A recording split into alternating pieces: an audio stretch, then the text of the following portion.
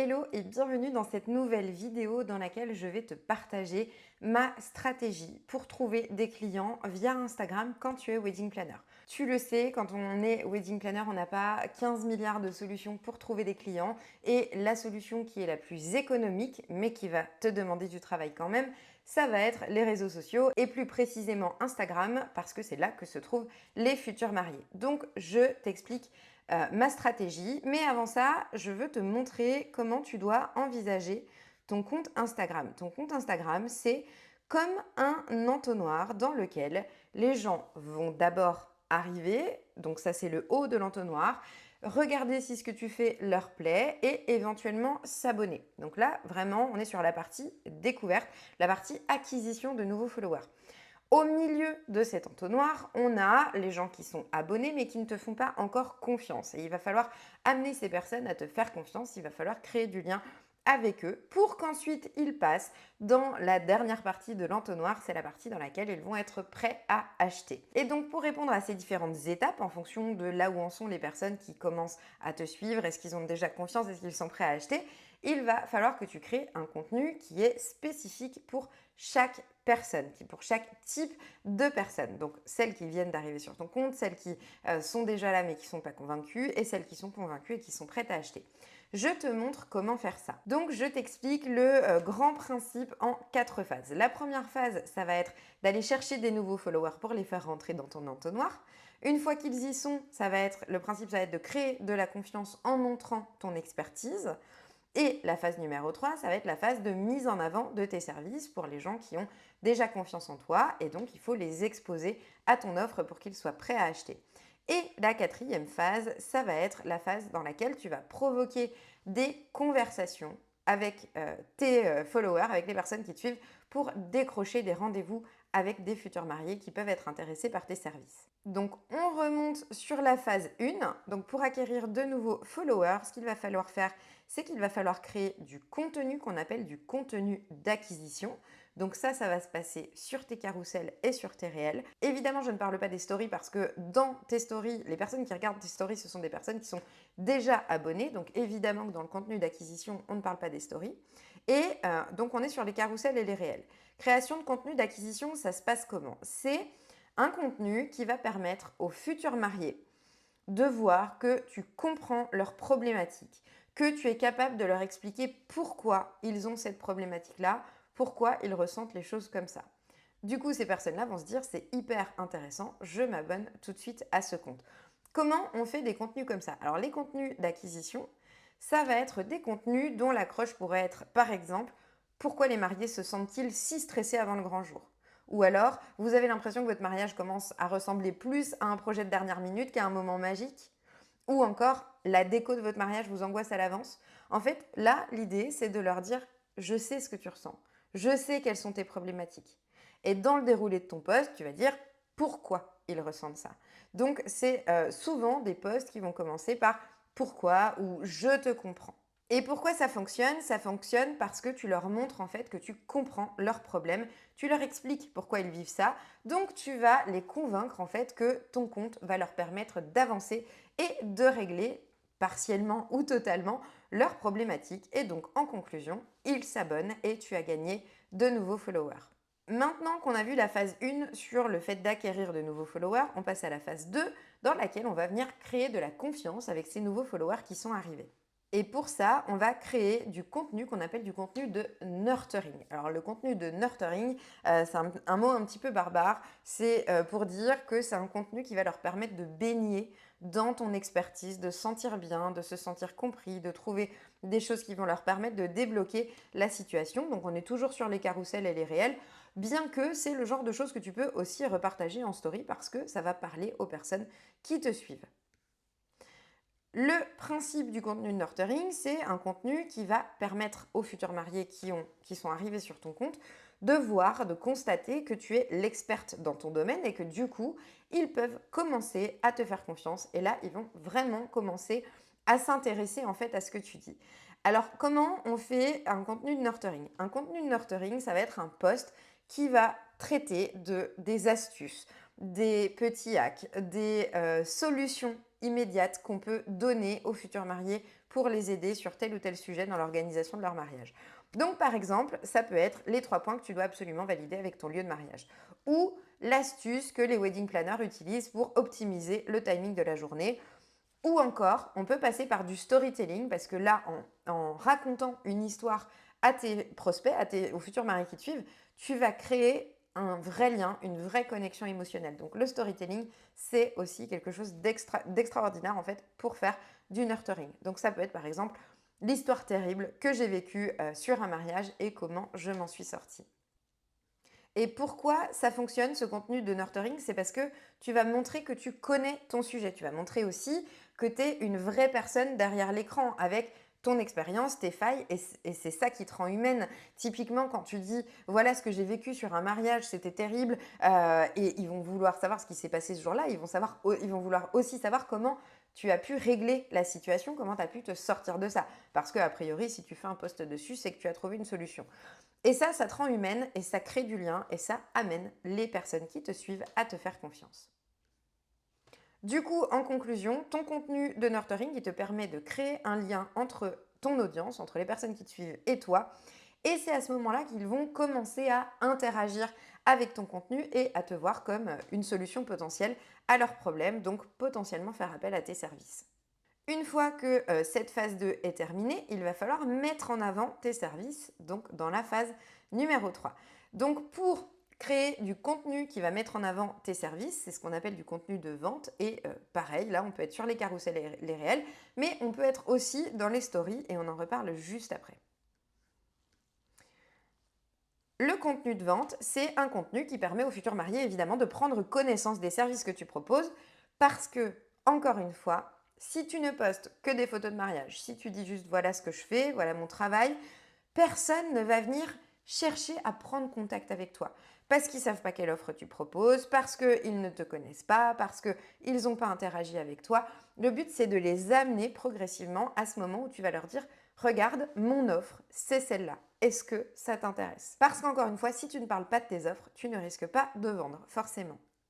Par exemple, des posts de vente, qu'est-ce que ça peut être? Ça peut être voici ce que je vous propose pour éviter toutes les erreurs classiques en organisant votre mariage. Ça ressemble un petit peu à un post de nurturing parce que tu vas donner des astuces. Sauf que à la fin de ton post, tu vas mettre un call to action qui va renvoyer vers ton offre, un appel à l'action qui va renvoyer vers ton offre.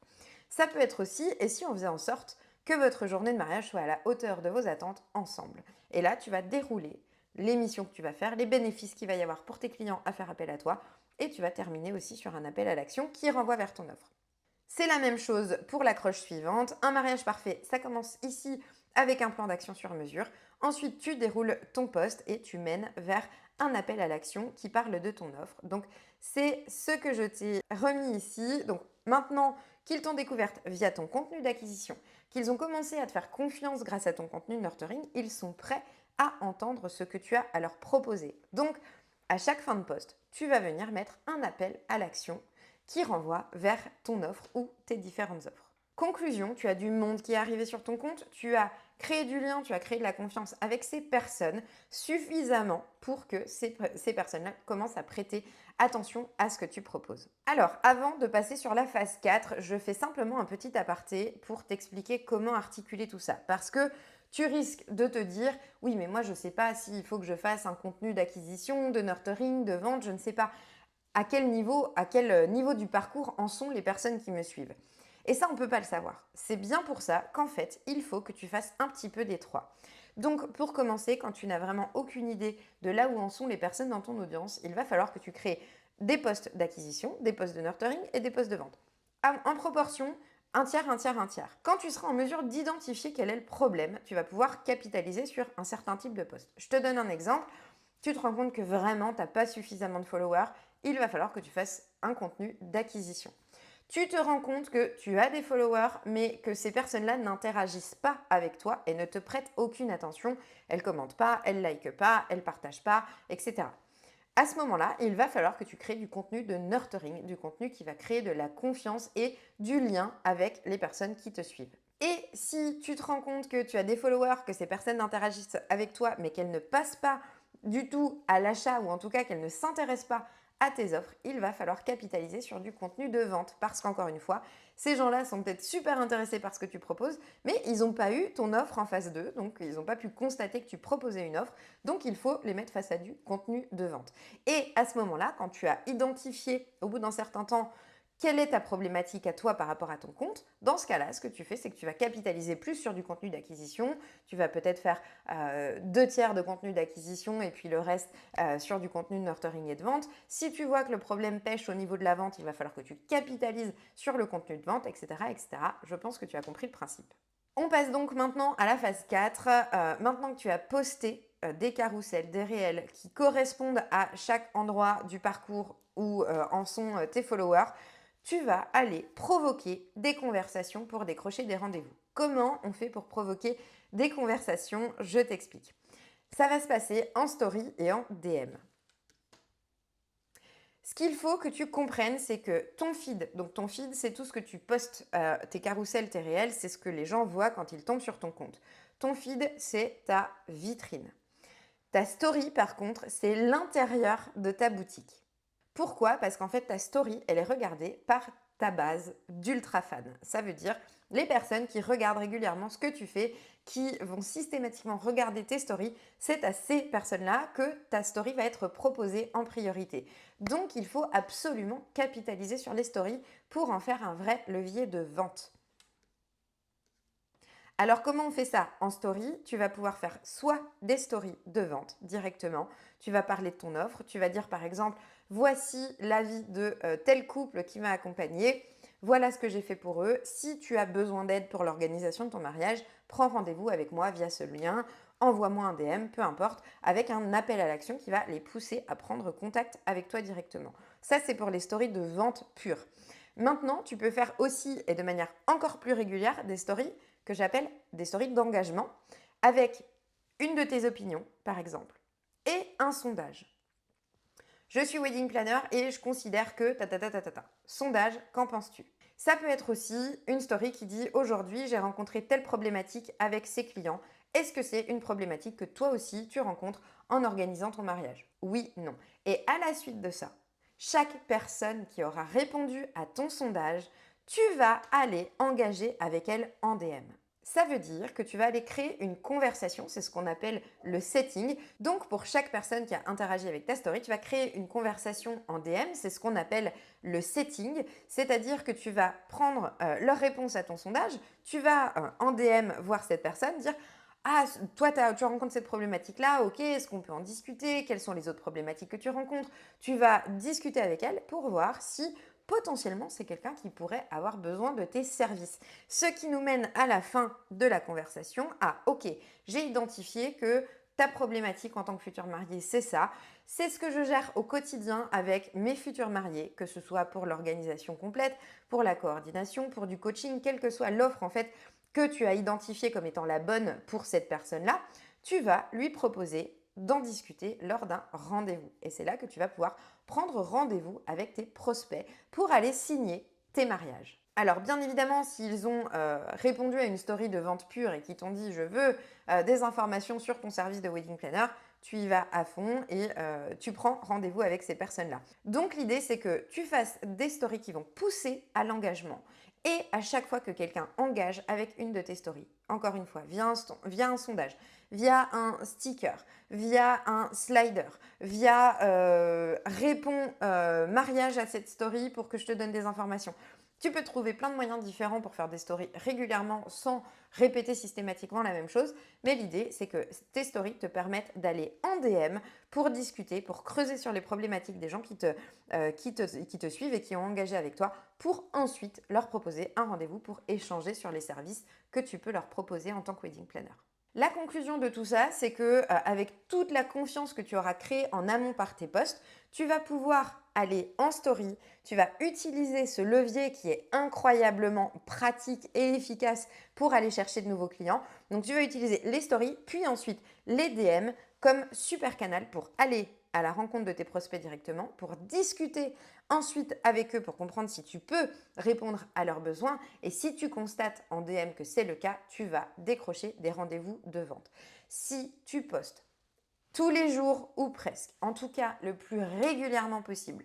Si tu fais des stories qui sont des stories ciblées, qui ne sont pas des stories pour montrer ton café du matin, qui sont des stories qui vont vraiment parler en fait à ton audience et que tu suis les personnes qui interagissent avec toi en story par des DM et que tu vas creuser sur leurs problématiques, si tu fais ça tous les jours, que tu y consacres, allez, 1 heure par jour, je te garantis que tu vas remplir tes saisons de cette manière-là.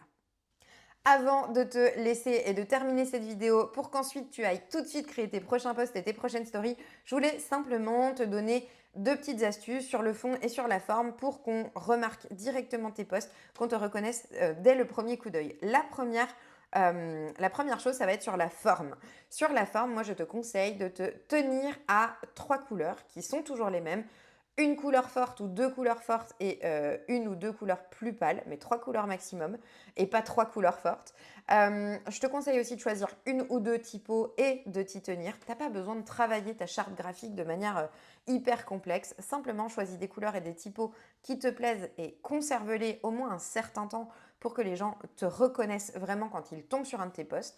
Et utilise toujours les mêmes frameworks, ça veut dire les mêmes templates en fait, que tu vas utiliser pour les carousels ou pour les réels. Que la forme revienne systématiquement et que tu n'aies plus qu'à changer le fond pour bien évidemment faire en sorte que tes followers te reconnaissent, mais pour aussi te faciliter le travail bien évidemment. Et mes conseils sur le fond, ça va être que tu choisisses quelques éléments de ta personnalité que tu veux faire ressortir dans ta communication et que tu les utilises systématiquement. Personnellement, moi je choisis l'humour que je viens mettre un petit peu par-ci par-là dans mes posts. Maintenant, tu peux aussi choisir 1 ou 2 éléments de langage qui sont reconnaissables et qui reviennent régulièrement. Ça ou un emoji qui est un peu un emoji signature. Je te donne encore un de mes exemples. Si tu me suis sur Instagram, tu sais que j'utilise beaucoup Tonton Michel ou Jean-Michel le Casse-Pied ou voilà, ce type de petits personnages qui viennent agrémenter ma communication et qui font en fait que les gens se rappellent de ma communication et qui en plus les poussent à interagir encore plus. Donc voilà pour les 2 premiers conseils et globalement en fait l'idée c'est que tu utilises toujours les mêmes éléments que ce soit sur le fond ou sur la forme pour que ta communication soit vraiment identifiable dès le premier coup d'œil. Voilà pour la stratégie que j'utilise moi-même pour trouver des clients via Instagram en tant que wedding planner. Si tu as envie d'aller plus loin, si tu as besoin d'être accompagné pour faire tout ça et bien au-delà pour poser tous les fondamentaux de ton business de wedding planner pour trouver des clients de manière facile et récurrente, je t'invite à regarder le programme de mon accompagnement Next Step qui est en description de cette vidéo et tu pourras même prendre rendez-vous avec moi si le programme te plaît via les liens qui sont dans le document. Je te dis à bientôt de l'autre côté.